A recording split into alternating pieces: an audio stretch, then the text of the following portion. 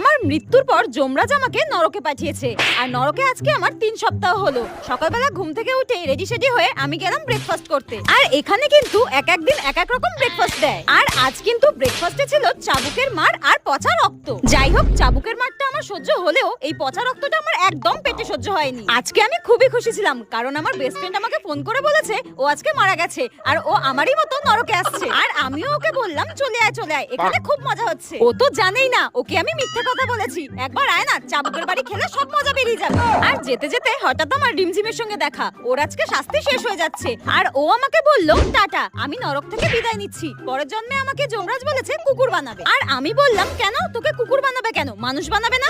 তখন রিমঝিম বলল না না, আমি আর মানুষ হতে চাই না। মানুষের জীবন অনেক কষ্টের, এর থেকে কুকুর হয়ে জন্মানোই ভালো। ঘুমাও, খাওয়া দাও আর পাহারা দাও, আমার তো খুব মজা হচ্ছে, টাটা। তারপর আমি দেখলাম যমরাজ আমার জন্য ফুটন্ত তেল রেখেছে আর আমাকে গরম তেলে ভাজা